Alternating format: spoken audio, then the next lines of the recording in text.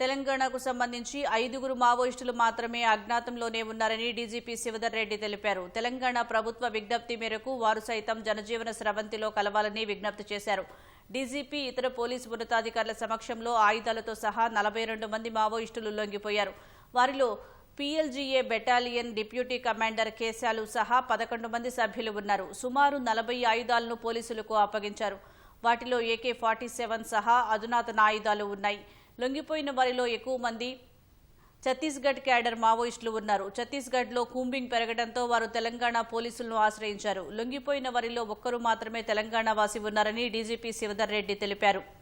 ఎక్కువ మంది ఛత్తీస్గఢ్ వాసులని, అయినా వారికి పునరావాస ప్యాకేజీ అందిస్తున్నామని తెలిపారు. మందిలో ఒక్కరు మాత్రం తెలంగాణ ఆయన, మిగతా 41 మంది ఛత్తీస్గఢ్ సంబంధించిన వాళ్ళు. తెలంగాణ కమిటీ, స్టేట్ కమిటీకి సంబంధించినటువంటి 11 మంది కూడా ఈరోజు సరెండర్ అయినరు. ఇందులో ఈ ఆఖరి మిగిలిన వాళ్ళు అనమాట. ఈ అంతా అయిపోయిన తర్వాత మిగిలిన 11 మంది వాళ్ళు చెల్లచెదరై ఉంటే వాళ్ళందరినీ ఎదుర్కొచ్చిన వాళ్ళని. కొంచెం ఇడుమాల్ ఎలియాస్ మహేందర్, ఈయన మాత్రం తెలంగాణ ఆయన ఒక్కడే తెలంగాణ. ఈ 42 మందిలో ఈయన ఒక్కడే తెలంగాణ ఆయన. లాస్ట్ 23 నుంచి చూస్తే 23 డిసెంబర్ నుంచి లెక్కేసుకుంటే మన తెలంగాణ చెందినటువంటి వాళ్ళు రాష్ట్రం నుంచి 125 మంది ఉండే, 125 మంది 2023 డిసెంబర్లో, అది ఇవాళకి 5కు దిగింది. అంటే తెలంగాణ రాష్ట్రానికి చెందినటువంటి వాళ్ళు ఇంకా యూజీగా ఉన్న వాళ్ళు 5గురు మిగిలిందన్నమాట, ఇంక్లూడింగ్ గణపతి. ఇంతకుముందు మన గౌరవ ముఖ్యమంత్రి గారు ఇచ్చినటువంటి పిలుపుని మళ్ళీ పునరుద్ఘాటిస్తున్నాను.